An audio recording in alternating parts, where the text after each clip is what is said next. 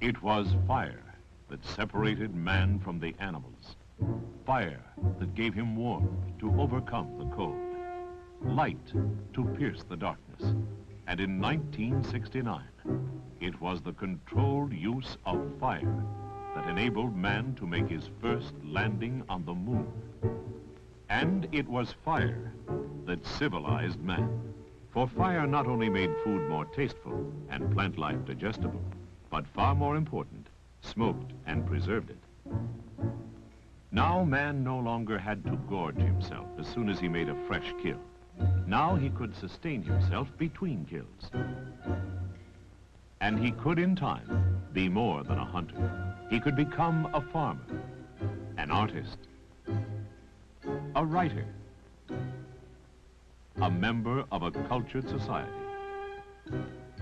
Fire elevated man from the animals, and the art of cooking made him civilized. Yet for the past 40,000 years of human history, methods of cooking have remained the same. But now at last in the age of space, and in fact, as part of the fallout from our great technological effort, there are new ways of preparing foods. Freezing to preserve them, and cooking without the application of heat. To see how primitive man prepared his food, we need only travel to the jungles of New Guinea, where the Stone Age still survives. Here, the simplest way of preparing food is to take a fresh kill and dump it in the fire. But by far the best method of primitive cooking is to dig a pit, line it with greenery, and fill it with raw meat and plenty of hot stones. This is the same method as in the New England clam bake, the Western barbecue, and the Hawaiian luau. Finally, the raw meat and hot rocks are sealed with palm fronds and patience, for it will be hours before this banquet will be ready. It also took a long time, about 4,000 years, from the end of the Stone Age to the rise of ancient Rome. Yet this Roman baker, whose portrait and that of his wife is preserved on the walls of his Pompeian bakery, though he had learned to raise his oven above the ground and build it of bricks, still baked very much like Stone Age man, applying a great deal of heat and time to achieve this loaf of bread, which is now 2,000 years old. 17 centuries after the death of the Roman baker, Thomas Jefferson, in writing the Declaration of Independence, articulated one of man's great political ideas, freedom. Jefferson was a universal genius whose design of the University of Virginia and his own house, Monticello, reflected his love of classical design and gracious living. Jefferson was the first American gourmet. It was Jefferson who introduced spaghetti into the American diet, as well as such foods as French fries, asparagus, ice cream, and vanilla flavoring.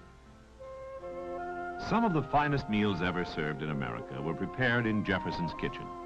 Yet though Jefferson's political ideas were a tremendous advance over the ancient Romans, his food preparation methods were virtually the same, involving the same huge applications of labor, heat, and time, with the same inevitable shrinkage and drying out of food. Even the arrival of the iron horse and the Industrial Revolution did not substantially change methods of food preparation, as can be seen in this Virginia City, Nevada home, built a century ago and still preserved in its original functional state, including its kitchen. The 19th century's age of iron and steel made cooking by brick hearth obsolete.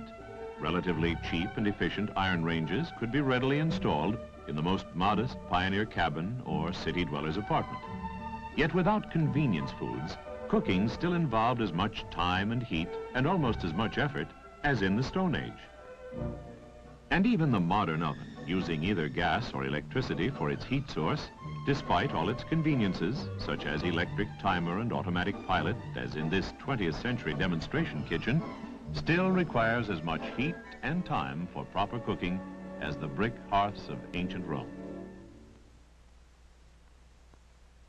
Now, at this history-making moment in which man has first landed on the moon, we are entering a new era in space. And here, at the NASA Manned Spacecraft Center, where the lunar explorers will spend their 21-day isolation period, the NASA Lunar Receiving Laboratory contains not only the most advanced scientific facilities and comfortable living accommodations, but its kitchen, with its reliance on modern frozen foods and microwave and quartz cooking units, is in the forefront of a new era in food preparation. Microwave cooking units, like those in the NASA Lunar Receiving Laboratory and this test kitchen, are indeed revolutionary. Keep your eye on the chocolate cupcake. It rises faster than you can eat it. For a main course, how about a delicacy like lobster tails? Ready in less than a minute, with no shrinkage or shriveling, since there is no furnace-like blast of heat. This is cooking by microwave, cooking without heat. Yet the kitchen of the NASA Manned Spacecraft Center's Lunar Receiving Laboratory, limited in its space and in the time its personnel can devote to preparing meals, is designed primarily for the rapid heating of previously prepared cuisines, particularly frozen foods. The modern miracle of quartz and microwave ovens are here, coupled with the advances made in modern frozen food technology. The foods consumed in the NASA Lunar Receiving Laboratory are the results of extensive recipe development and research during the past 2 years in ultra-modern test kitchens. These foods meet or exceed the high standards of quality and purity set by the NASA Manned Spacecraft Center and have been selected for taste appeal by both astronauts and panels of food experts. In short, for those like the astronauts in the Lunar Receiving Laboratory who must have quality food prepared at maximum speed, there is now the perfect marriage, as in this demonstration kitchen, between the freezer and the microwave and quartz ovens. Such frozen foods as soups, vegetables, and these escalloped apples, piping hot and ready to serve in a few seconds. Delicious entrees like lobster Newburg, quickly heated to perfection. And desserts frozen solid, like Swiss chocolate cake, thawed and ready to eat in 5 seconds. It is indeed appropriate that the NASA Lunar Receiving Laboratory is equipped with frozen food facilities and quartz and microwave cooking units.